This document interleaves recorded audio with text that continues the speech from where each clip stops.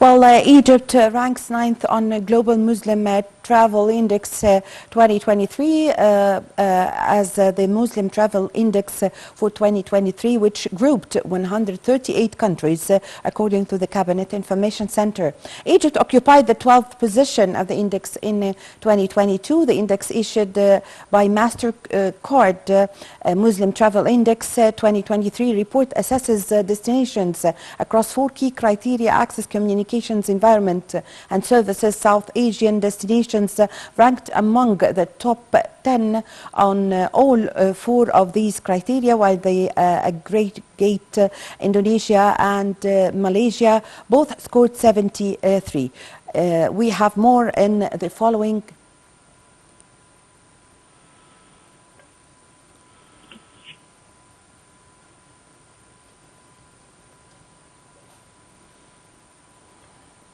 Well, to shed more light on this, we have the pleasure to have this phone with Ms. Yomna Salama, tourism expert. Good afternoon. Hello? Hello? Well, it seems we have a technical problem, a short break.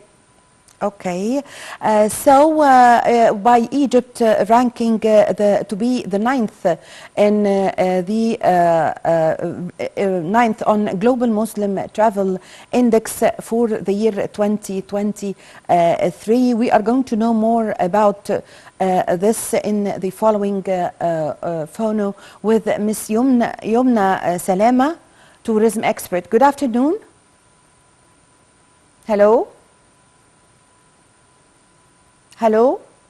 So, hello. Hello. Hello, Ms. Yomna Salama. Hello. Hi. Can you hear me? Hi. Okay. Now Egypt has been ranked ninth in the Global Muslim Travel Index. So, what is the importance of this classification? Hello. Hello. Can you hear me, Ms. Yomna Salama? Yes, can you, now I can hear you. I'm sorry, I did not hear the question. No problem, no problem. Now with Egypt being ranked ninth in the Global Muslim Travel Index for the year 2023, how do you see the importance of this classification? It's very, actually, good news to have Egypt in this ranking.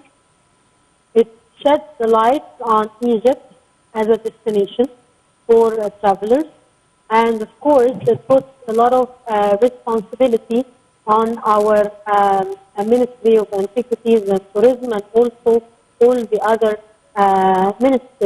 ministries that are working closely to the tourism industry.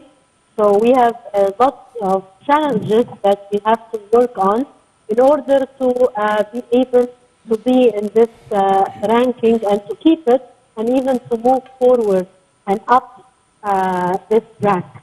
Yes. Mrs. Salama, what are the basis for selecting countries for this classifications? What are the qualifications needed for a country to take this classification? Any country taking any kind of ranking in the tourism sector, it must have the facilities that it provides to the tourists, also lots of interesting sightseeing, which actually Egypt is blessed with more than one type of tourism. Here in Egypt, we can enjoy, if you are coming as a tourist, actually, you can enjoy different types of tourism, starting from the classical, historical, culture tourism, the adventure, safari, also the recreational tourism, religious tourism, since we have a lot of important religious sites, not just for one religion, but actually for three holy religions, Judaism, Christianity, and Islam. And we also have here in Egypt the healing tourism as well, and we have, of course, the entertaining tourism in the summertime for all tourists coming from the Gulf countries. So Egypt is blessed with different types of tourism, water sports and beaches and resorts, all that. So we have lots to offer, but again, as I said, we have lots of challenges that we need to work on in order to keep our ranking and to move forward. We dream to be number one, not number 9. We Yes. dream to be number one world destination for tourists. We dream to have at least 50 million tourists per year. And we can do that, but we still have to face our challenges, as I said, and keep on promoting the tourism by different means and methods, like we have seen lately, the concerts and the events and the shows that are held in historical sites, like the Grand Egyptian Museum, the pyramids, the Temple of Hatshepsut. We need to do more of that to keep the spotlight on Egypt all the time in the international media. Yes, you are mentioning very important points now, Mrs. Salama, concerning not being number 9. We want to be, of course, number 1. Of course, what are the steps Egypt should take? Because actually, Egypt doesn't need any marketing. It's the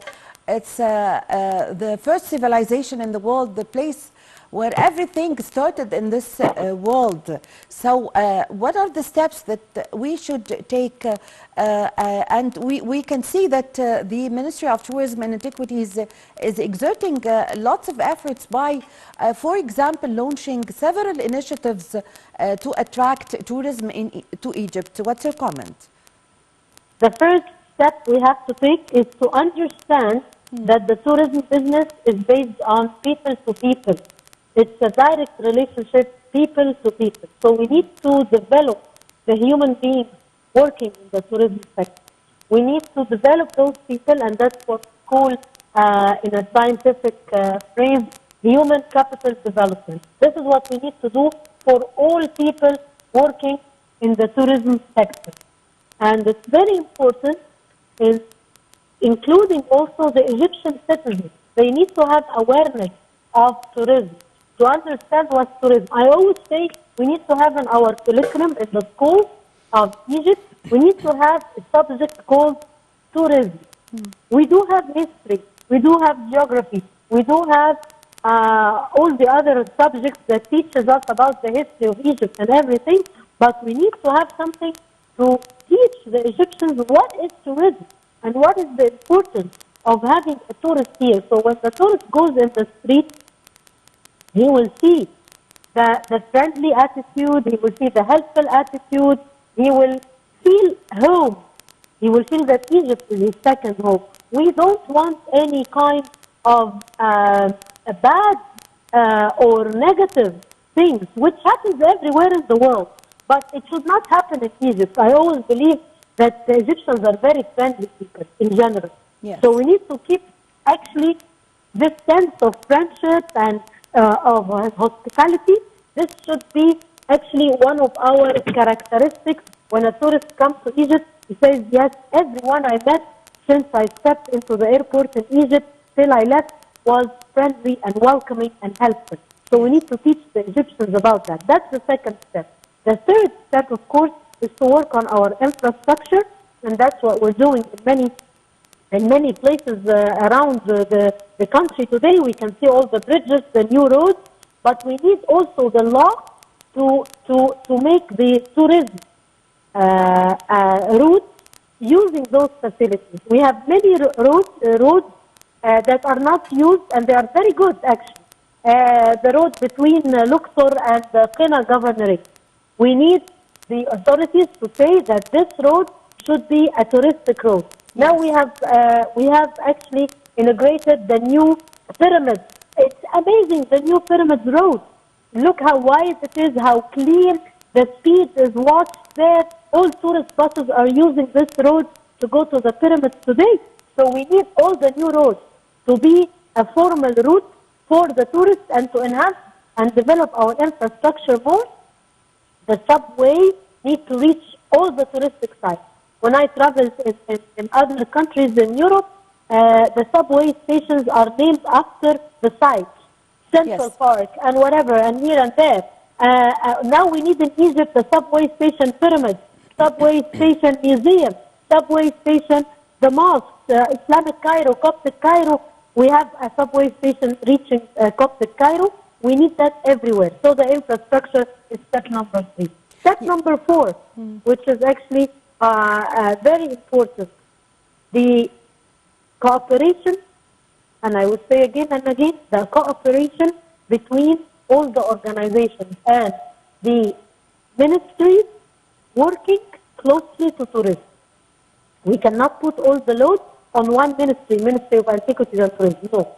Ministry of Interior Affairs, Yes. Foreign Affairs. All the ministries that are working closely to the tourism need to cooperate together for the sake of the tourists. Yes. So number 1 should be the tourists. Yes, I thank you very much for your time. I really thank you for your valuable information. You are really an expert that have a vision in the field of tourism. Thank you very much for joining us over the phone. Ms. Yomna Salama, tourism expert and Egyptologist.